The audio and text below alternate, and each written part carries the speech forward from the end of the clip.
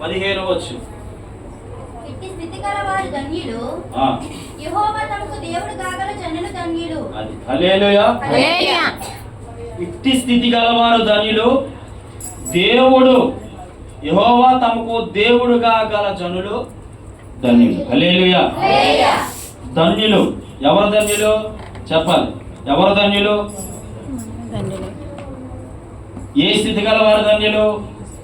ఎందుకు ధన్యులు అంటే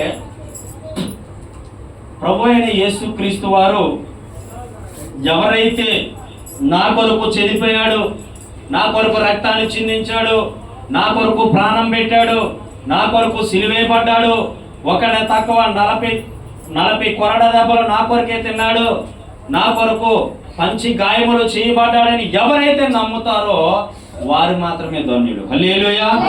హల్లెలూయా.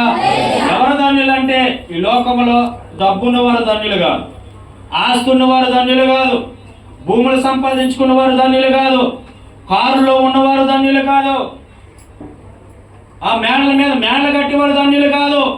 ఎవరైతే యేసు క్రీస్తు ప్రభును తెలుసుకొని ఆయన మార్గమే సత్యము జీవము మార్గము ఆయనే ఎవరైతే నమ్మి విశ్వసిస్తారో వారు మాత్రమే ధన్యులు. హల్లెలూయా. హల్లెలూయా. దేవుని రాజ్యము చాలా ఇరుకైనది, అందులో ప్రవేశించే వారిగా నిన్ను నీ కుటుంబాన్ని ఉంచాడంటే అనేకులు ఈ మాటలు ప్రకటించాలి. హల్లెలూయా. ఇరుకైన మార్గంలో నువ్వు నేను ప్రవేశించాలని, ఇరుకైన మార్గంలో నీవు నేను ఉండాలని, ఆ పరలోక రాజ్యానికి నీవు నేను స్వతంత్రులు కావాలని ఆయన మనల్ని ఎన్నుకొని కోరుకొని ఉంచాడు భూమి మీద. హల్లెలూయా. హల్లెలూయా. చాలా మంది ఏమనుకుంటారంటే నాకు బలం ఉంది, నా బలంతో నేను ఏదైనా సాధించగలను, నాకు జ్ఞానం ఉంది, నేను జ్ఞానంతో ఏదైనా సాధించగలను, నాకు డబ్బు ఉంది, నేను ఏదైనా చేయగలను, నాకు ఆస్తి ఉంది, నేను ఏదైనా కొనేయగలను అనుకుంటున్నావేమో. కానీ డబ్బు నీతో ఒక రోజు రాదు, ధనము నీతో ఒక రోజు రాదు, ఆస్తి నీతో ఒక రోజు రాదు, నీ కుటుంబం కూడా నీతో రాదు. హల్లెలూయా. ఎవరు వస్తారు నీతో? యేసయ్య మాట. హల్లెలూయా. కాబట్టి యేసయ్య నమ్ముకున్న వారు మాత్రమే ధన్యులు. సంసోను ఎంత బలవంతుడు మనకు తెలుసు కదా, సౌలు ఎంత బలవంతుడు మనకు తెలుసు కదా. అలాంటి సౌలు లాంటి సౌలు కూడా ఎంత బలవంతుడు అయినప్పటికీ కూడా యేసయ్య నమ్ముకోవడం వల్ల సౌలు పౌలుగా మార్చబడ్డాడు. హల్లెలూయా. సంసోను బలాన్ని పొందుకున్నాడు, తనకి తలలో బలం పెట్టాడు దేవుడు. పాపాన్ని చూసి పాప వ్యామోహంలో పడిపోయి పాప ప్రకారంగా జీవించి తను ఏం చేసుకున్నాడు? తన బలాన్ని పోగొట్టుకున్నాడు. జ్ఞానము సొలొమోను భక్తుడికి దేవుడి జ్ఞానాన్ని ఇచ్చాడు. సొలొమోను భక్తుడికి దేవుడి జ్ఞానాన్ని ఇస్తే ఆ జ్ఞానము దేని కొరకు ఉపయోగించాడు తెలుసా? మనుషుల కొరకు ఉపయోగించాడు. ఆ రాజ్యంలో ఒక భార్య కాదు, ఇద్దరు భార్యలు కాదు, 1000 మంది భార్యలు. మరి ఎలా పరిపాలించాడు నాయన నాకు తెలియదు, కానీ ఆ రోజుల్లో 1000 మంది భార్యలు. అదే కాకుండా దేవుడు 1000 మంది భార్యలు ఇచ్చినప్పటికీ కూడా ఆ జ్ఞానవంతుడైన సొలొమోను ఇంకా వేరే వారిని తెచ్చుకొని ఇంట్లో పెట్టుకుంటాడు. దేవుడు ఆజ్ఞ మీరిపోతాడు, దేవుడు చెప్పిన మాటను తృణీకరిస్తాడు, దేవుడి మాటను పక్కన పెడతాడు. కాబట్టి సొలొమోను జ్ఞానాన్ని కోల్పోయాడు. హల్లెలూయా. ఎంత జ్ఞానివైనా నువ్వు పాపం చేసినోడు అయితే నీ జ్ఞానము 0తో సమానం. దేనితో సమానం? 0తో సమానం. నువ్వెంత జ్ఞానమైన అవసరంలా, నువ్వెంత జ్ఞానం సంపాదించుకున్న అవసరంలా, నువ్వెంత డబ్బు సంపాదించుకున్న అవసరంలా. ధనవంతుడైనటువంటి పౌలు 36-37 కోట్ల ఆస్తిని పెంట మీద చెత్తతో సమానం నా యేసయ్య దగ్గర. ఏం పోల్చుకున్నాడు? నేను బైబిల్లోని మాటలే చెప్తున్నానండి, వినాలి. పెంట మీద చెత్తతో సమానం ఇది. పెంట మీద చెత్త అంటే పెంట మీద చెత్తను ఎవరైనా చూసి ఏమంటారు? అసహించుకుంటారు. పౌలు ఏం చేశాడంటే డబ్బును చూసి అసహించుకున్నాడంట. ఈరోజు నీకు బలం ఉన్నదని గర్విస్తున్నావేమో, ధనం ఉందని గర్విస్తున్నావేమో, మేడల మీద మేడ కట్టుకొని ఉన్నానని గర్విస్తున్నావేమో, కారులో తిరుగుతున్నానని గర్విస్తున్నావేమో. కానీ గుర్తు పెట్టుకో, ఏటో తెలుసా, యేసయ్య నమ్ముకున్న వారు మాత్రమే ధన్యులు. చప్పట్లు కొట్టండి గట్టిగా. హల్లెలూయా, హల్లెలూయా, హల్లెలూయా. ధన్యత పొందుకోవాలంటే ఎవరిలో ఉంది అంటే యేసుక్రీస్తు ప్రభు వారిలో ఉంది. ఈరోజు నీకు ఆస్తి లేకపోవచ్చు, అంతస్తు లేకపోవచ్చు, ధనం లేకపోవచ్చు, డబ్బు లేకపోవచ్చు, భూములు సంపాదించకపోవచ్చు, ఉండడానికి సరైన వసతులు లేకపోవచ్చు, ఇల్లు కట్టుకోవడానికి సరైన ధనం లేకపోవచ్చు, దరిద్రమైన స్థితిని అనుభవించవచ్చు, పేదరికాన్ని అనుభవించవచ్చు, కానీ నువ్వు ధన్యుడివి. హల్లెలూయా. ఎందుకో తెలుసా, ధనవంతులు ఎవరు పరలోక రాజ్యాన్ని ప్రవేశించలేరు. లాజరు అయినటువంటి పేదవాడు పరలోకాన్ని ప్రవేశించాడని దేవుని వాక్యం స్పష్టంగా రాయబడి ఉంది. హల్లెలూయా. అలాగే ధనవంతులు ఎవరని కూడా నేను చెప్పట్లా. దేవుడికి లోబడి, దేవుడి దగ్గర తగ్గించుకొని, దేవుడు ఉన్నాడని నమ్మి విశ్వసించి, ఆయన యందు నిరీక్షణ నుంచి, ఆయనే గొప్ప దేవుడని నీ నోటితో నువ్వు ఒప్పుకునేవాడు ధనవంతులు కూడా చాలా మంది పరలోకంలో ప్రవేశించే అవకాశం ఉంది, లేరని చెప్పట్లా. కానీ నీ గర్వము, నీ ధనము, నీ బలము ఒక దినాన్ని పోతుంది. హల్లెలూయా.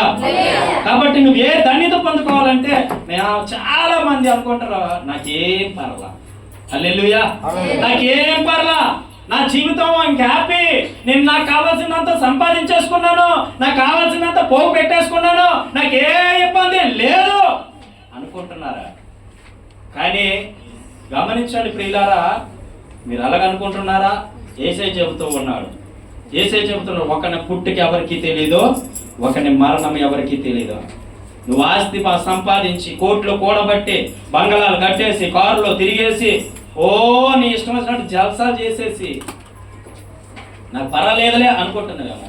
క్షణాల్లో ప్రాణం పోతే నీ యొక్క పరిస్థితి ఏమవుతుంది? క్షణాల్లో ప్రాణం పోతే నీ పరిస్థితి ఏమవుతుంది బిడా? ఈరోజైనా గమనించావా? మనకు ఒక నిరీక్షణ ఉంది. ఏడు చెప్పాలో తెలుసా?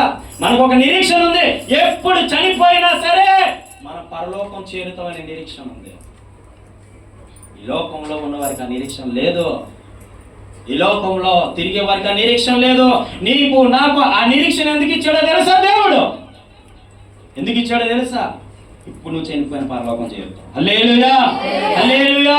యేసుక్రీస్తు నామమును ఎవరైతే బాప్తిసం పొందుతారో వారు ప్రభువునందు నిద్రిస్తే పరలోకానికి వారసులు అవుతారు. హల్లెలూయా. మనం చనిపోతే పరలోకానికి చేరుతాం. ఆ నిరీక్షణ మనకు ఉంది యేసు నామములో. హల్లెలూయా. ఈ నిరీక్షణ లేని వారు చాలా మంది ఉన్నారు. ఈ నిరీక్షణ కోల్పోయిన వారు చాలా మంది ఉన్నారు. ఈ రక్షణని తృణీకరించిన వారు చాలా మంది ఉన్నారు. అయినప్పటికీ కూడా నువ్వేం తెలుసుకోవాలో తెలుసా? నేను పేదవాడిగా ఉన్న దేవానికి స్తోత్రము. హల్లెలూయా. నన్ను దరిద్రుడిగా ఉన్న దేవానికి స్తోత్రము. హల్లెలూయా. నేను అప్పుల్లో ఉన్న దేవానికి స్తోత్రము. యోబు అన్నాడుగా, తన ఆస్తి అంతా కోల్పోయాడు, తన అంతస్తు అంతా కోల్పోయాడు, తన జీవనాధారం అంతా కోల్పోయాడు. పచ్చి పుండ్లు ఆ యొక్క శరీరాన్ని మొత్తం తింటూ ఉన్నప్పుడు అయినా సరే చెప్పాడు దేవానికి స్తోత్రము. నువ్వు చెప్పగలుగుతూ ఉన్నావా? అందుకే చెప్తున్నా, యేసయ్యను నమ్ముకున్న వారు మాత్రమే ధన్యులు ఈ లోకంలో. హల్లెలూయా, హల్లెలూయా. యేసయ్యను నమ్ముకున్న వారు మాత్రమే ధన్యులు. నువ్వు ఏ ధన్యతను కోల్పోతున్నావో ఒకసారి గ్రహించుకో. ఏ ధన్యతను కోల్పోయి ఆ యొక్క త్రోవ తప్పిపోతున్నావో ఒకసారి గమనించుకో. ప్రియమైన దేవుని బిడ్డ, దేవుడు చెప్తూ ఉన్నాడు, నువ్వు ధన్యుడివి, ధన్యురాలివి. హల్లెలూయా. అది ఎవరిని బట్టి తెలుసా? నీవు సేవించుచున్న నిజమైన యేసు క్రీస్తు ప్రభు వారిని బట్టి. హల్లెలూయా. మత్తయి సువార్తలో కూడా రాయబడి ఉందండి ఎవరు ధన్యులు. చూడండి, మత్తయి సువార్త 5వ అధ్యాయం. మత్తయి సువార్త 5వ అధ్యాయం.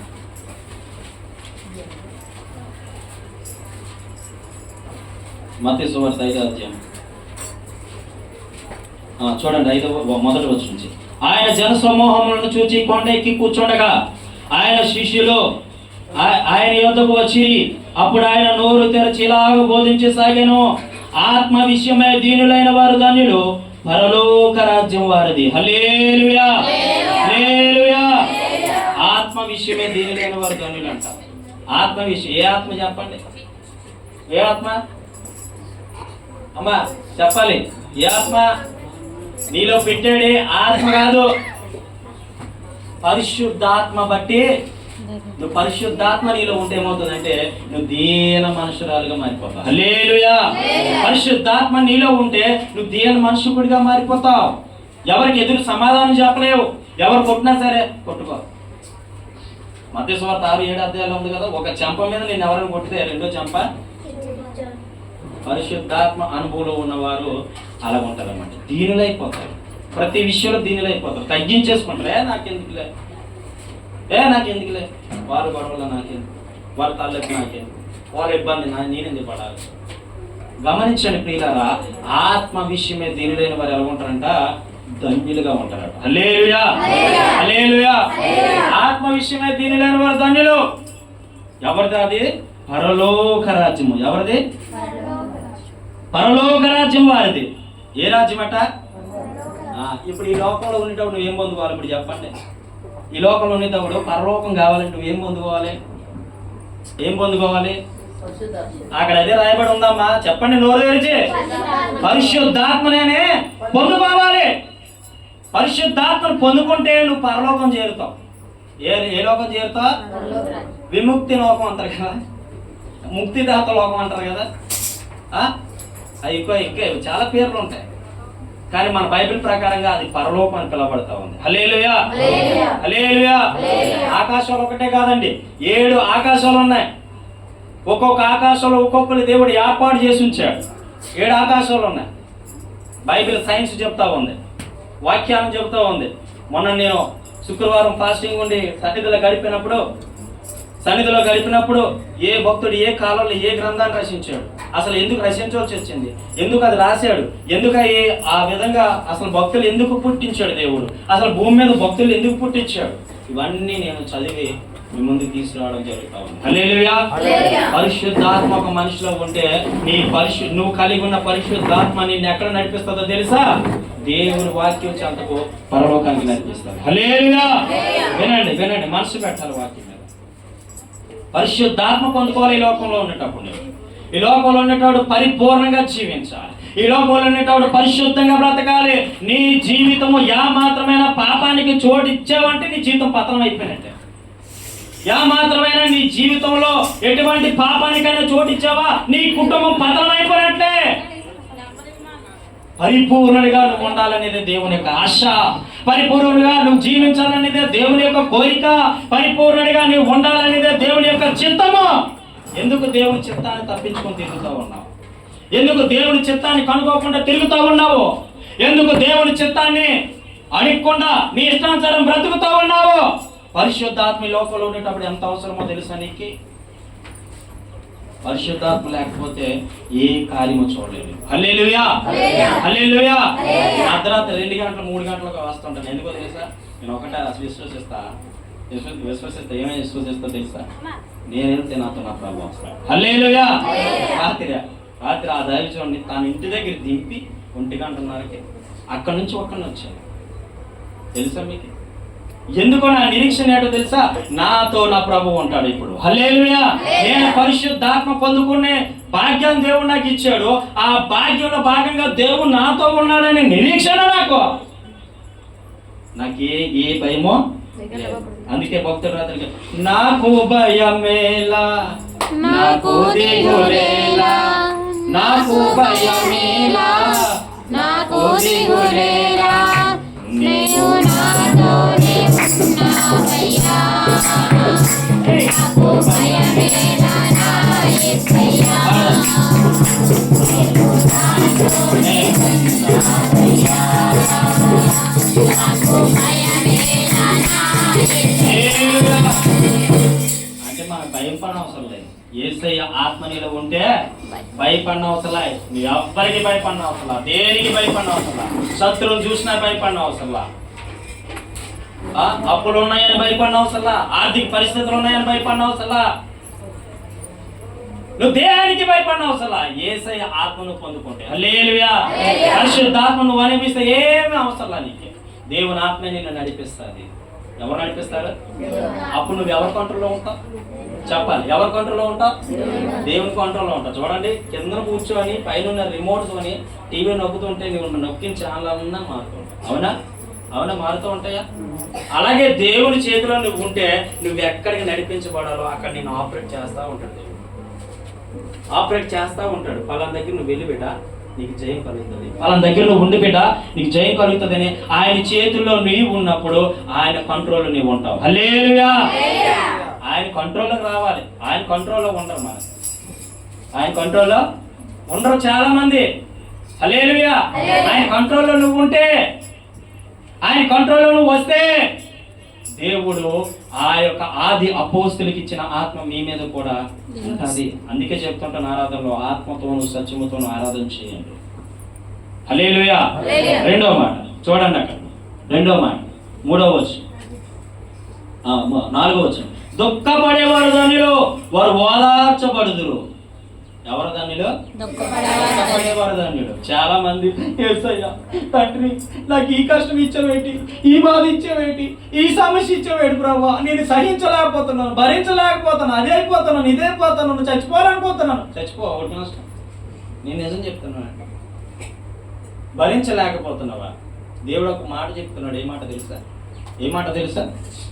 నీవు మోయలేనంత భారాన్ని నీ మీద పెట్టేవాడు దేవుడు కాదు. నీవు మోయలేనంత భారాన్ని నీ మీద పెట్టడాయినా. నువ్వు ఎంత బరువు అయితే మోయగలుగుతావో అంత భారాన్ని మాత్రమే నీ మీద పెడతాడు. ఎందుకో తెలుసా? నువ్వు తెలుసుకోవాలని. ఆ భారాన్ని కూడా పెట్టడాయన నువ్వు తెలుసుకోవాలని. కొంతమంది స్వబుద్ధిని ఆధారం చేసేసుకొని వెళ్ళిపోతారు. అలాగా నా సొంత బుద్ధిది, నా సొంత మనసు అని చెప్పేసి వెళ్ళిపోతారు. స్వబుద్ధిని ఆధారం చేసుకొని పోతారు. అందుకే సమస్యలో పడతారు. స్వబుద్ధిని ఆధారం చేసుకున్నాడు ఏమవుతాడు? సమస్యలో పడిపోతాడు. అక్కడ ఏమని రాయబడడం చూడండి, 4వ వచనం. దుఃఖపడేవారు ధన్యుడు. శ్రమల్లో బాధల్లో అయ్యో ప్రభువా నన్ను విడిపించువా, నన్ను రక్షించువా. విడిపిస్తాడు, రక్షిస్తాడు. కానీ నువ్వు ప్రభు చెప్పినట్లు చేస్తున్నావు ఏంటి? ప్రభు చెప్పినట్లు నడుచుకుంటున్నావా? ప్రభు చెప్పినట్లు జీవిస్తున్నావా? ప్రభు చెప్పినట్లు నువ్వు బ్రతుకుతున్నావా? ప్రభు చెప్పినట్లు నువ్వు నీ నడవడిక ఉందా? దేవుడు ఏదైతే చెప్తున్నాడో దాని ప్రకారం నీ జీవితం ఉందా? దేవుడు ఏదైతే ప్రకటిస్తున్నాడో దాని ప్రకారం నీ బ్రతుకుందా? ఆ విధంగా నీ బ్రతుకుంటే నువ్వు దుఃఖపడనక్కర్లేదు. నీ దుఃఖాన్ని యావత్తునైనా నీ కన్నీటి ప్రతి బాష్ప బిందువును ఆయన తుడిచివేయబోతావు అన్నాడు. హల్లెలూయా! హల్లెలూయా! 21వ అధ్యాయం ప్రకటన గ్రంథంలో రాయబడి ఉంటది. నీ యొక్క ప్రతి బాష్ప బిందువుని తుడిచివేయను. నువ్వు దుఃఖపడనక్కర్లా, వేదన చెందక్కర్లా, బాధపడనక్కర్లా. నువ్వు దేనికి బాధపడుతున్నావు, దేనికి దుఃఖపడుతున్నావు, దేనికి వేదన చెందుతున్నావు? దేనికి? ఏ రోజైనా ప్రభు నీ కొరకు మరణించడం అని దుఃఖపడ్డావా? ఏ రోజైనా ప్రభు నీ కొరకు చనిపోయడం దుఃఖపడ్డావా? ఏ రోజైనా ప్రభు నీ కొరకు, నీ కుటుంబం కొరకు ఆయన ప్రాణ త్యాగాన్ని చేశాడని దుఃఖపడ్డావా? నీ దుఃఖమే, నీ దుఃఖం. ఇంకో చెప్తున్నాం వినండి, మీ దుఃఖం వల్లే కలిగే మనోవేదనను బట్టి మనిషికి ఆకలి అవ్వదు, నిద్ర అవ్వదు, మనిషి ఎదుగుదల ఉండదు. ఎప్పుడు కరెంటు షాక్ తిని కూతునగా అయిపోతాడు. ఎప్పుడు నిజం చెప్తున్నానండి. అలా క్షీణించిపోయి లోపల దుమ్ములో ఉన్న గుజ్జంతా అరిగిపోద్ది. ఎందుకు దుఃఖపడతారా? హల్లెలూయా! దుఃఖపడనక్కర్లేదండి. యేసయ్య నమ్ముకునేవారు. వేదన చెందక్కర్లేదండి, బాధపడనక్కర్లేదండి. ఆయనకి అంటాడు మత్తయి సువార్త 11వ అధ్యాయంలో అంటాడు, ప్రయాసపడి భారం మోస్తున్న సమస్త జనులారా నా యొద్దకు రండి, మీ ప్రాణములకు విశ్రాంతి కలుగజేయును. మరి ఇంకెందుకు దుఃఖం నీకు? ఇంకొకరు అంటారు, ఏమి తిందుమో, ఏమి తాగుదమో, ఏమి ధరించుకుందామో, రేపేమైపోద్దో. రేపు బతికొంతావా నువ్వు? చెప్పు, రేపేమైపోద్దో? రేపుడి గురించి ఆలోచిస్తారో, ఎల్లుండి గురించి ఆలోచిస్తారో. ఏ నాటి దేవుడు ఆ నాటికి ఏ నాటికి ఇస్తున్నాడో ఆ నాటికి నువ్వు బట్టి నువ్వు బ్రతుకుంటే రేపు దినం గురించి నీకెందుకు? నువ్వు బ్రతుకుంటావని గ్యారెంటీ నీకేముందా? నువ్వు బ్రతుకుంటావని గ్యారెంటీ నువ్వే సంపాదించుకుని వచ్చావా పరలోకం నుంచి? నువ్వు బ్రతుకుంటావని ఏమైనా ఉత్తరం రాసుకుని వచ్చావా దేవుడి దగ్గర నుంచి? మరి రేపటి దినం గురించి నువ్వు ఎందుకు ఆలోచిస్తున్నావు? ఈ రోజు దేవుడు నిన్ను ఏ విధంగా నడిపించబోతున్నాడో ఆలోచించు. ఈ విధంగా ఏ విధంగా నేను ప్రభుత్వం నడాలో ఆలోచించు. అంతే తప్ప నువ్వు ఏ విధంగా రేపటి దినం జీవించాలో మాత్రం ఆలోచించొద్దు. దుఃఖపడతావా? దుఃఖపడు, వేదన. మనం దేవుడి మాట వినకుండా దుఃఖపడడం వల్ల, దేవుడి మాట వినకుండా వేదన చెందడం వల్ల, దేవుని మాట వినకుండా ఇబ్బంది పడడం వల్ల నువ్వేమైపోతా తెలుసా? నీ ఎముకల్లోనే రుచి మొత్తం పోద్ది. హల్లెలూయా! హల్లెలూయా! చూడండి, అసలు దేవుని మాట వినకుండా మీరు ప్రార్థన చేస్తే ఏమవుతుందో చూడండి. ఎస్సీ గ్రంథము ఎస్ఐ గ్రంథం 1వ అధ్యాయం 12వ వచనంలోని 15వ వచనంలో రాయబడి ఉంది చూడండి. ఎస్ఐ గ్రంథము 1వ అధ్యాయము 15వ వచనంలో రాయబడి ఉంది చూడండి. మీరు దుఃఖపడి ఏడ్చినప్పుడు ఏమవుతుందో దేవుడు చెప్తున్నాడు. ఎస్ఐ గ్రంథం 1వ అధ్యాయము 15వ వచనం, మీరు చేతులు చాచినప్పుడు మిమ్మల్ని చూడక నా కన్నులు కప్పుకుందును. ఎప్పుడు శ్రమ వస్తుంది, బాధ వస్తుంది, ఇబ్బంది వస్తుంది. యేసయ్యా తండ్రి ప్రభువా నన్ను క్షమించవా. ఎప్పుడు అంత కాలిపోయిన తర్వాత, అంత అయిపోయిన తర్వాత, నీ బలం అంతా పోయిన తర్వాత, నీ జ్ఞానం అంతా పోయిన తర్వాత, నీలో ఉన్నటువంటి మొత్తం అంతా అయిపోయిన తర్వాత అప్పుడు చేతులెత్తుతో యేసయ్యా నన్ను క్షమించవా. ఏం ముందు రాలేదు ఆ బుద్ధి నీకు? అక్కడ అందుకే చెప్తున్నాడు, యెషయా భక్తులతో చెప్తున్నాడు, మీరు చేతులు చాచినప్పుడు మిమ్మల్ని చూడక నా కన్నులు కప్పుకొందును. అది చూడండి, అలాంటప్పుడు ఆయన చూడండి. కింద చూడండి మళ్ళీ, మీరు బాహుగా ప్రార్థించినను నేను వినను, మీ చేతులు రక్తంతో నిండినవి, మిమ్మల్ని మీరు కనుక్కొనిడి, శుద్ధి చేసుకొనిడి, మీ దృష్టిలు నాకు కనబడకుండా వాటిని తొలగింపుడి. మిమ్మల్ని మీరు సరి చేసుకోకుండా యేసయ్యా రా, యేసయ్యా నన్ను ఎత్తుకో, యేసయ్యా నన్ను ముద్దాడు అంటే యేసయ్యా నువ్వు ఏదో ఒక బిస్కెట్ ఇస్తున్నట్టు ఇసిరేసి రా ప్రభువా అంటే పనిచేయదు. నీ హృదయం ఒక తలంపులన్నీ కూడా శుద్ధి చేయబడాలి. శుద్ధి చేయబడి నీ హృదయంలో అంతా కూడా యేసయ్య పాదాల దగ్గర పాపాత్మురాలైన స్త్రీ ఎలాగైతే కన్నీరు గార్చిందో అలాగ నువ్వు కన్నీరు కారిస్తే నువ్వు ధన్యురాలివి, ధన్యుడివి. హల్లెలూయా. ఎలా చేయరు? సమయం వచ్చినప్పుడు, కష్టం వచ్చినప్పుడు రేపా యేసయ్యా అని చేతులు ఎత్తినప్పుడు యేసయ్య నేను దీవిస్తాడు, ఆశీర్వదిస్తాడు. కానీ నువ్వు ఎలా ఉండాలో తెలుసా? నువ్వు ఎలా ప్రార్థన చేయాలో తెలుసా? శుద్ధమైన హృదయం కలిగి, హృదయం కలిగి శుద్ధమైన పరిశుద్ధమైన హృదయం కలిగి. హల్లెలూయా. హల్లెలూయా. వినండి, దేవుని యొక్క వాక్యం చెబుతా ఉంది. ఎవరి ధన్యులు? రెండోదిగా 4వ వచనంలో దుఃఖపడేవారు ధన్యులు. సరే 5వ వచనం, సాత్వికులు ధన్యులు. వీళ్ళెవరట? సాత్వికులు ధన్యులు. 5వ వచనం, భూలోకాన్ని స్వతంత్రించుకుంటారు. హల్లెలూయా. వీరికి సాత్వికం ఉండదు. దేవుడు నమ్ముకున్నామని చెప్పుకుంటారు కానీ సాత్వికం ఉండదు, సాత్వికం ఉండదు.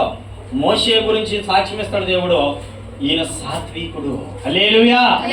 సాత్వికుడు, నా ఇల్లంతట్లో నమ్మకమైన వాడు. నీ గురించి యేసయ్య ఏ రోజైనా సాక్ష్యం ఇచ్చాడా? నువ్వు సాత్వికుడు, సాత్వికురాలు అని ఏ రోజైనా సాక్ష్యం ఇచ్చాడా దేవుడు నీకు? నీలో సాత్వికం ఉంటే దేవుడు సాక్ష్యం రైట్. నువ్వు సాత్వికంగా ఉంటే నీ కొరకు దేవుడు సాక్ష్యం ఇస్తాడు. సాత్వికం ఉండదు. నోరు తెరిస్తే చాలండి పెంట, నోరు తెరిస్తే చాలండి బూతులు, నోరు తెరిస్తే చాలండి బాబోయ్ సౌండ్ వెళ్ళలేకపోతున్నాడు. 2 చెవులు మూసుకొని కొంతమందికి అయితే 2 చెవుల్లోంచి రక్తాలు వేరేస్తాయి. వీళ్ళు సాత్వికం ఎక్కడ ఉంటుంది? తగ్గింపు స్వభావం ఎక్కడ ఉంటుంది? లోబడే మనసు ఎక్కడ ఉంటుంది? నువ్వెంతంటే నేనెంత. హల్లెలూయా. హల్లెలూయా. చాలా మంది సాత్వికంగా లేక పరలోకాన్ని భూలోకాన్ని స్వతంత్రించుకోలేకపోతున్నారు. ఈ భూమి మీద నీకు సర్వ అధికారం కావాలంటే ఏం చేయాలో తెలుసా? సాత్వికంగా ఉండు.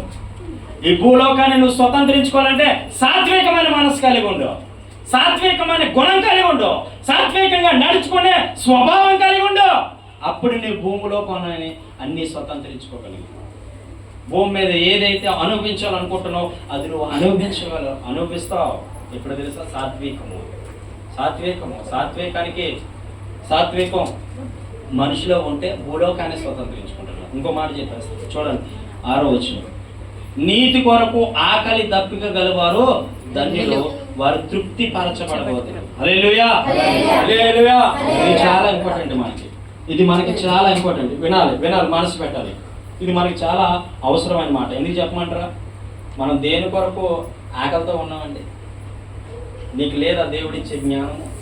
నీకు లేదా దేవుడిచ్చిన కృప, దేవుడిచ్చిన ఆశీర్వాదం నీకు లేదా?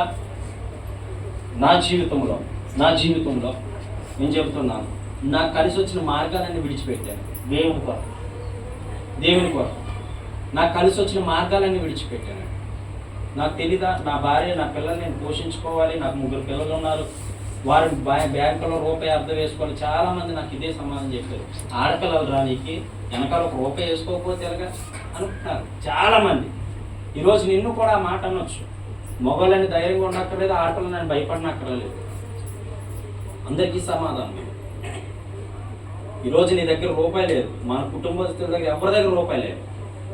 దేని కొరకు నీతి కలిగి ఉన్నావు, దేని కొరకు యథార్థత కలిగి ఉన్నావు? నీ ప్రభు కొరకు కాదా?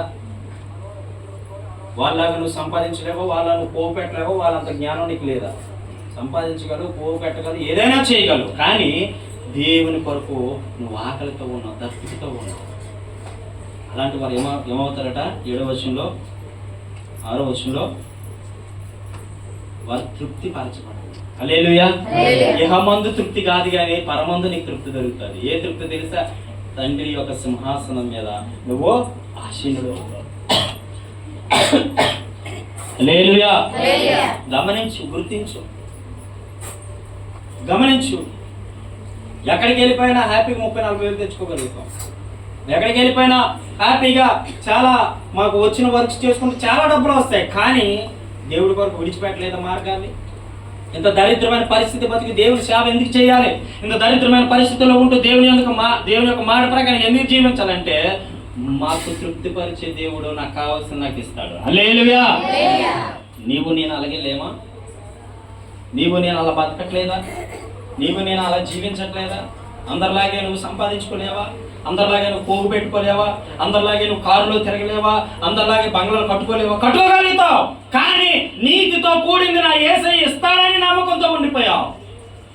నీతి కలిగి జీవించాలనే ఆశతో నువ్వు ఉండిపోయావు కనుక దరిద్రతను అనుభవిస్తున్న దేవుడు అంటున్నాడు, నిన్ను తృప్తిపరుస్తా. హల్లెలూయా. నేను దరిద్రను అనుభవిస్తున్నా, నీ దేవుడు నిన్ను తృప్తిపరుస్తాడు. వెలగున్నాగా. హల్లెలూయా. హల్లెలూయా. గమనించండి ప్రియులారా, నువ్వు ధన్యుడివి. ఎవరు నువ్వు? ధన్యుడివి. చూడండి 7వ వచనం. కనికరము గలవారు ధన్యులు, వారు కనికరం పొందుదురు. అమ్మా అని అడుక్కున్నాడు, ఇంటి ముందుకు వచ్చాడు అనుకో, వెళ్ళే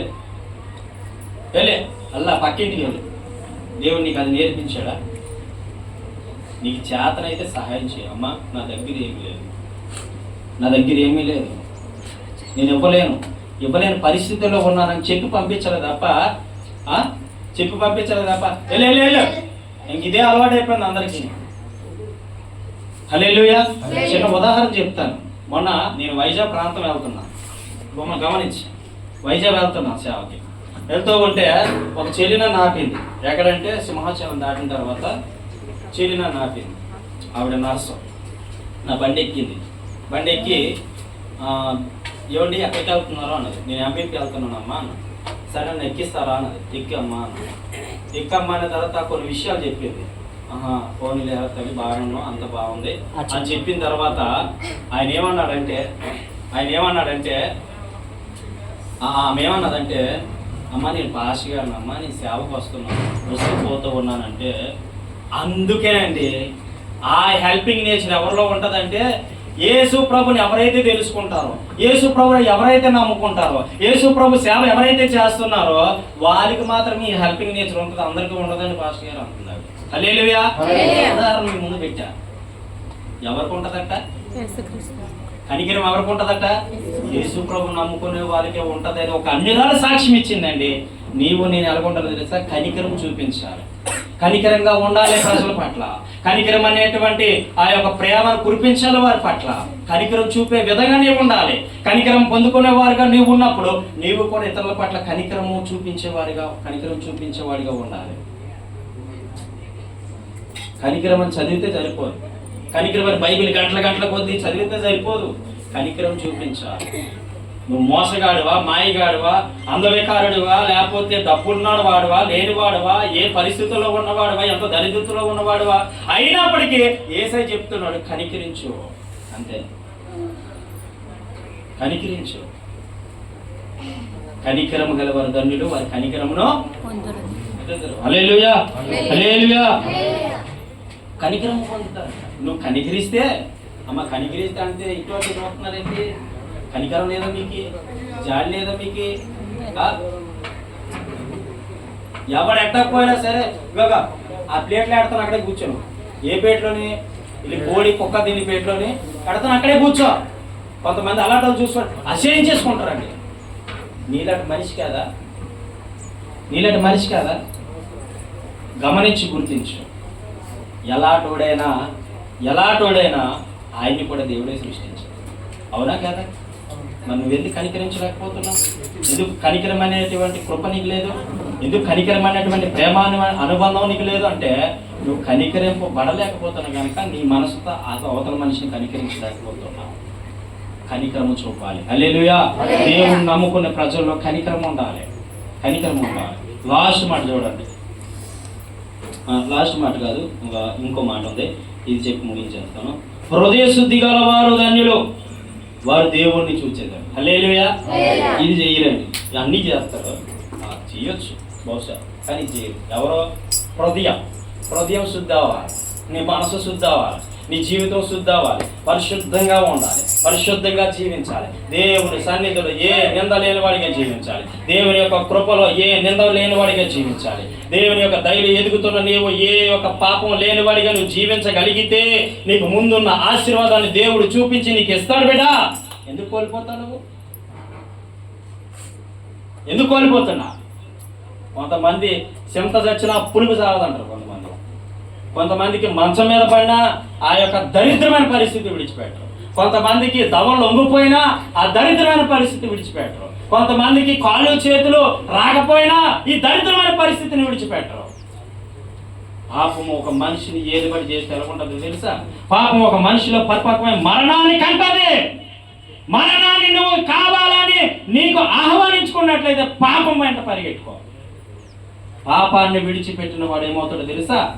పాపాన్ని విడిచిపెట్టిన వాడు ఏమవుతాడో తెలుసా? దేవుని చూసేవాడిగా మారిపోతాడు. చప్పట్లు కొట్టి గట్టిగా. పాపాన్ని విడిచిపెట్టిన వాడు దేవుని చూసే విధంగా నీ కళ్ళు, నీ హృదయం, నీ మనసు, నీ యొక్క జీవితం మారిపోతాయి. ఎందుకు పాపాన్ని ప్రేమిస్తూ ఉన్నావు? ఎందుకు పాపం వెనక పరిగెడుతూ ఉన్నావు? దేవుడు ఒక నిబంధనను పెట్టాడు నీకు. దేవుడు ఒక మనస్సాక్షిని ఇచ్చాడు నీకు. ఒక భార్యతో నువ్వు సుఖంగా ఉండాలని ఒక భార్య ఇచ్చినప్పుడు వేరే వాడి భార్య నీకెందుకు? ఎలా జీవిస్తున్నావు, ఎలా బ్రతుకుతున్నావు నీ బ్రతుకులో? అది పాపం కాదా? నిన్ను బట్టి నీ కుటుంబం పతనమైపోతే, నిన్ను బట్టి నీ తాత నీ తండ్రుల నుంచి దోషం ఏమవుతుంది తెలుసా? 3-4 తరాల వరకు ఉండిపోద్ది. పాపం చేసిన వాడికి ఈ రోజు నువ్వు సుఖంగా ఉండొచ్చు, సౌఖ్యంగా ఉండొచ్చు, నెమ్మదిగా ఉండొచ్చు, నాకు హ్యాపీ అనుకోవచ్చు, కానీ నిన్ను బట్టి నీ కుటుంబం పాడైపోద్ది. జాగ్రత్త. ఎలాగుంటున్నావు నీ బ్రతుకులో? ఎలాగుంటున్నావు నీ జీవితంలో? ఎలాగుంటున్నావు నీ యొక్క వ్యక్తిగత జీవితంలో? పాపం చుట్టూ పరిగెడుతున్నావా? అయితే నీకు శాపం కాసుకొని ఉంది. కొంతమంది 30 సంవత్సరాలకి, 40 సంవత్సరాలకి, 50 సంవత్సరాలకి ఎందుకు చచ్చిపోతున్నారో తెలుసా? ఎందుకు మరణిస్తున్నారో తెలుసా? వారు తండ్రులు చేసిన దోషము పిల్లల మీదకి వస్తా ఉంది. తల్లిదండ్రులు చేసిన పాపాలు ఎవరు చుట్టుకుంటాయండి? బిడ్డలకే చుట్టుకుంటాయి. నీకు హ్యాపీగా ఉందేమో, నీకు సుఖంగా ఉందేమో, ఉండొచ్చు, కానీ పాపము నీ కుమార్తెని ఏలుబడి చేస్తుంది. అందుకే చనిపోతున్నారు చాలా మంది. ఆ దాయిషుతో చచ్చిపోతూ ఉన్నారు, ఆ దాయిషుతో మరణిస్తూ ఉన్నారు. ఎందుకంటే నీ తండ్రి చేసిన దోషం కాదా? నీ తండ్రి చేసిన పాపం కాదా? నీవు చేసిన పాపం కాదా? ఆ మరణాన్ని కంటది. రోమపత్రిక 8వ అధ్యాయంలో రాయబడి ఉంటుంది. పాపం వల్ల వచ్చే జీతము మరణం. మరణాన్ని కంటావు. మరణము మనిషిని ఏలుబడి చేస్తావు. మరణమే మనిషిని తప్పు తోవ పట్టిస్తా ఉంది. మరణమే నానా హింసలకు గురి చేస్తా ఉంది. నిన్ను ఒక దగ్గరికి వెళ్ళా ఛత్తీస్గఢ్ ప్రాంతంలో ఒక అమ్మాయికి ప్రార్థన చేస్తూ ఉంటే అమ్మాయిలో ఉన్న దురాత్మ మాట్లాడుతుంది. ఏమని మాట్లాడుతుందంటే, నేను ఈవిడ మరణాన్ని తీసుకుపోతాను 2 రోజుల్లో. ఎన్ని రోజుల్లో? 2 రోజుల్లో మరణాన్ని తీసుకుపోతున్న సమయంలో యేసయ్య నా దగ్గరికి వచ్చాడు. ఈవిడి కలిగి ఉన్నటువంటి శరీరాశ, నేత్రాశ, జీవటుంపం నుంచి ఎవడు విడిపించలేడేమో అనుకున్నా, కానీ యేసయ్య వచ్చేసాడు. ఇక నేను తట్టుకోలేకపోతున్నాను, పారిపోతున్నాను కదండి. హల్లెలూయా. మరణాన్ని ఆ బిడ్డ నేను కొట్టివేయబడింది. లోకా సువార్త 19 అధ్యాయం మనం చదివితే ఆ యొక్క జక్కయ్య ఇంటికి యేసయ్య రావడం వల్ల రక్షణ వచ్చింది. ఆ ఇంటి మీద ఉన్న మరణం అంతా కొట్టివేయబడింది. మీ ఇంట్లోకి యేసయ్య ఎప్పుడైనా వచ్చాడు? ఎందుకు పాపంతో జీవిస్తున్నావు? పాపం అనే సొమ్ముని కూడబెట్టుకున్నాడు. పాపంతో కలిగిన సొమ్ముని కూడబెట్టుకున్నాడు జక్కయ్య. పాపంతో సొమ్ముని ఎలా కూడబెట్టుకున్నాడు అంటే ₹1 ₹10 వడ్డీ, 1000 రూపాయలకి ₹10 వడ్డీ వసూలు చేసేవాడు. వడ్డీ వ్యాపారం చేసిన వాళ్ళు అందుకేనండి లాస్ పోతారు. వడ్డీ వ్యాపారం చేసిన వాళ్ళు అందుకే అండి పాడైపోతారు. వడ్డీ వ్యాపారం చేసిన వాళ్ళు అందుకే నష్టాలు కొని తెచ్చుకుంటారు. వారి జీవితం అయిపోవచ్చేమో, వారి కుమారులకు అది పనిచేయదు. హల్లెలూయా. కోయిలపల్లి నుంచి వచ్చినాడు, మీ అందరికీ తెలుసు. అతను నా దగ్గరికి వచ్చి అన్నాడు, తమ్ముడు నేను వడ్డీ వ్యాపారం చేయాలనుకుంటున్నాను అన్నాడు. అంటే నేను అన్నాను, అన్నయ్య వద్దు, అది మనకు తగన పని. ఏ పని? అది తగన పని, వద్దని అన్నాడు. అచ్చే లేదు తమ్ముడు ₹2 వడ్డీ ఏదో అంటారు కదా, ఏమంటారు, ఏదో అంటారు, దాన్ని మంచి పేరు పిలుస్తారు. ధర్మ వడ్డీకే కాదు ఇస్తున్నాను, పర్లేదు అన్నాడు. ఫస్ట్ పాపం ధర్మ వడ్డీ అన్నందుకు 10,000కి 500 తీసుకునేవాడు. తర్వాత ఆ 20,000కి ₹1000 తీసుకునేవాడు. అలాగే మరి ఏమైందో ₹10 వెళ్ళిపోయాడు మనోడు. ₹10 వెళ్ళిపోయి తన జీవితమే పాడైపోయింది. వగ్గనకు సమయం వచ్చింది, చచ్చిపోయాడు. కుక్కలు చింపనిస్తారు అయిపోయింది. చెప్పా అని అది నీకు మరణమే తీసుకొస్తుంది. నేను రియల్గా చెప్పాను, ఆయనకి కనబడి నాతో మాట్లాడినప్పుడు రియల్గా చెప్పాను. కాబట్టి వడ్డీ వ్యాపారం చేసేవారు ప్రతి ఒక్కరు కూడా నీకు హ్యాపీగా ఉండొచ్చు, నీకు బ్రతుకు నెమ్మది ఉండొచ్చు, కానీ నీవు నీ కుమార్తెలు పాడైపోతారు. పురుగులు కాసి చచ్చిపోతారు అంటారు కదా. ₹1 కాదండి, ధర్మ వడ్డీ తీసుకుంటారు. ఆ ధర్మ వడ్డీకి ఏం జరుగుతుందో నాకు తెలియదు, కానీ ఎక్కువ ఆశ పడిపోయి ఎక్కువ వడ్డీలకి తిప్పుతుంటారు. అలాంటి వారికి ఒక జక్కే లాంటి వాడు ఒక భక్తుడు సమాధానం. యేసై ఎప్పుడైతే జక్కయ్య ఇంటికి వచ్చాడో అప్పుడు యేసైతో అంటున్నాడు, అయ్యా నేను ఎంత మంది దగ్గర అయితే వడ్డీని తీసుకున్నాను, ఎంత మంది దగ్గర అయితే 4 రెట్టింపు వాళ్ళ దగ్గర వసూలు చేశానుగా, నేను మళ్ళీ వారికి తిరిగి ఇచ్చేస్తాను. హల్లెలూయా. తిరిగి ఇచ్చేస్తా. ఎందుకు? యేసయ్య రక్షణ నాకు కావాలి. హల్లెలూయా. అంటే డబ్బుని ఏం చేసుకున్నాడు ఈయన కూడా తృణీకరించాడు. మరి నువ్వెందుకు డబ్బును ప్రేమిస్తున్నా? నువ్వెందుకు ధనాన్ని ప్రేమిస్తూ ఉన్నా? నువ్వెందుకు ధన వెంట పెరిగెడుతూ ఉన్నా? పరిగెట్టి ఏదో ఒక రోజు అలిపోతుంది, ముందుకు పడితే ఏమవుతుంది? మొహమంత కష్టాలు. హల్లెలూయా. కాబట్టి ధనం కోసం పరిగెట్టండి, దేవుని కొరకు పరిగెట్టండి. హల్లెలూయా. నేను నా సేవకుడు ఫోన్ చెయ్యంగానే ఆలోచించాల, వెంటనే నాకు ఎంత పని ఉన్నా మా ఆవిడకి అప్ చెప్పేసి వెంటనే వెళ్ళిపోయాను. మందులో దేవుడు అద్భుతంగా వాడుకున్నాడు. హల్లెలూయా. ఎందుకు చెప్పమంటారా? దేవుడి కొరకు నువ్వు పరిగెత్తే మనిషిగా ఉండాలి. అపోజిట్ పౌలు చెప్తా ఉంటాడు, ఏమని మాట తెలుసా? ఇదిగో నేను పరిగెట్టే పరుగు పందెంలో గురి యొద్దగా పరిగెట్టుతున్నాను. హల్లెలూయా. మరి నువ్వెందుకు పరిగెట్టలేకపోతున్నావు? యేసయ్య కొరకు ధనం వెంట, డబ్బు వెంట, కారు వెంబడ, ధనం వెంబడ. పరిగెత్త నీ ఇష్టం. నీకు ఆ 3 కుళ్ళు బలం ఉన్నంత వరకు పరిగెడతావు. మళ్ళీ ఎవరి గతి నీకు? ఏ దేవుడి గతి? యేసుక్రీస్తు ప్రభు పాదాల దగ్గర పట్టుకుంటారు ఖచ్చితంగా. హల్లెలూయా. చూడండి, అంతా అయిపోయిన తర్వాత ప్రజలు అన్నిలే కావచ్చు, దేవుడు నమ్ముకునేలే కావచ్చు, అంత అయిపోయింది. అన్ని దేవుడు మొక్కేసాం, అన్ని దేవతలు మొక్కేసాం, అన్ని హాస్పిటల్కి తిప్పేసాం, ఇంకా చచ్చిపోతానన్నారు. నా బ్రతుకు అయిపోయింది, నా జీవితం అయిపోయింది, నా పరిస్థితి అయిపోయింది. ఇంకో లాస్ట్ ఏ దేవుడిని జ్ఞాపకం చేసుకుంటారో? యేసు ప్రభుని జ్ఞాపకం చేసుకోరు. ఎంత మంది కుటుంబానికి వెళ్ళి దర్శించినప్పుడు అంతా నా డబ్బు అయిపోయింది. ఒక ఆయన 5 లక్షలు ఖర్చు పెట్టాడట, 10 లక్షలు ఖర్చు పెట్టాడట. ఖర్చు పెట్టినా కిడ్నీలు బాగోలా, ఎన్నో చేయాల్సిందంతా చేశాడు. లాస్ట్కి ఎవరో చెప్పారట, బాబు యేసు ప్రభు నమ్ముకుంటే నీ యొక్క పరిస్థితి బాగుంటుందని చెప్పారట. లాస్ట్కి యేసు ప్రభు దగ్గరికి వచ్చి ఏమంటున్నాడో తెలుసా? ఏమంటున్నాడంటే, నన్ను బాగు చేయవా యేసయ్యా. కానీ యేసు ప్రభు ఎంత ప్రేమ కలిగిన దేవుడు అంటే, ఏ స్థితిలో నీకున్నా, ఏ పరిస్థితిలో నీకున్నా, ఎటువంటి దరిద్రమైన స్థితిలో ఉన్నా, నీ కంపు కొట్టిన జీవితాన్ని మార్చే దేవుడు యేసుక్రీస్తు ప్రభు. హల్లెలూయా. తాగుబోతే నువ్వు మారలేదా? తిరిగిపోతావైనా నీవు మారలేదా? దేవుడి దగ్గరికి వచ్చి నీ భవిష్యత్తు మారలేదా? నీ జీవితం మారలేదా? నీ బ్రతుకు మారలేదా? నీ పరిస్థితి మారలేదా? నీ కుటుంబం మారలేదా? నీ జీవితం మారలేదా? మారే కాబట్టి ఈరోజు సాక్ష్యం ఇవ్వగలుగుతున్నా. ఇక్కడ నేనున్నవాడిని, నేనే సాక్షి. ఈరోజు ఈ స్థితిలో నిలబడడానికి గల కారణం యేసుక్రీస్తు ప్రభు. ఆయన భిక్ష పెడితే నేను తింటున్నా, ఆయన భిక్షే నాకు ఇచ్చిన ఆరోగ్యం. హల్లెలూయా. చెప్పగలవా నువ్వు అలాగా? భయపడతా ఉంటారు చాలా మంది. యేసయ్య బ్రతికించాడు. ఎవరు బ్రతికించారు? ఎన్నో అనేకమైన సార్లు చనిపోవాల్సింది నేను, చిన్నప్పుడు చచ్చిపోవాల్సింది నేను, ఈ రోజు సేవ చేయాలని నన్ను ఉద్దేశం కనుక నన్ను బ్రతికించాడు. ఎందుకు నువ్వు భయపడతావు? ధన్యుడు నువ్వు. ఎవరు వినువు? ధన్యుడివే. లాస్ట్ మాట చెప్పేసి ముగించేస్తా. నీతి నిమిత్తం హింసింపబడువారు ధన్యులు, పరలోక రాజ్యం వారిది. నీతి నిమిత్తం. నీతి మనుషులు ఏముండాలండి? నీతి. నీతి నీతి లేకపోతే మనుషుడు పని చేయడు. పనికి మాలిన వారిగా చూస్తారు లోపల. నీలో నీతి ఉందనుకో, నువ్వు హ్యాపీ. నీ బ్రతుకు. నీతిమంతులు అంతకంతకు తేజరిల్లుదురు. సామెతల్లో ఒక మాట ఉంటుంది, 2వ అధ్యాయము, సామెతలు 2వ అధ్యాయము 10వ అధ్యాయము 2వ వచనం లాస్ట్ మాటలో ఉంటది, నువ్వు కలిగి ఉన్న నీతట నిన్ను మరణం వచ్చిన మరణమా ఆగు అని ఆజ్ఞాపించేటువంటి అధికారం ఎవరికో తెలుసా? నీవు కలిగి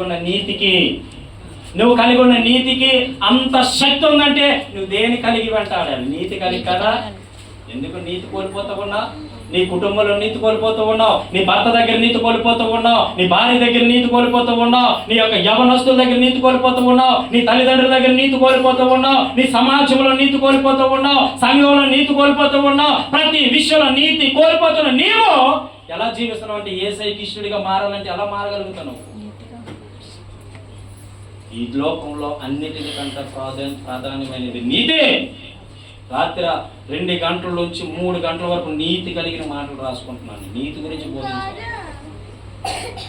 తెలుసా? ఎందుకమ్మా నీతి కలిగకుండా జీవిస్తావు? నీ బ్రతుకు అర్ధాంతరంగా నీ జీవితం ముగిసిపోక ముందే నీతి అనే కవచాన్ని ధరించుకో. ఏ కవచాన్ని? నీతి అనే కవచాన్ని ధరించుకో.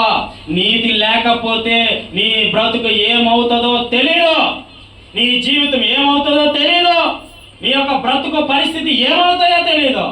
నీతి లేకపోతే నువ్వు పాడైపోతావు. నీతి కలిగి జీవించాలి, నీతి కలిగి బ్రతకాలి.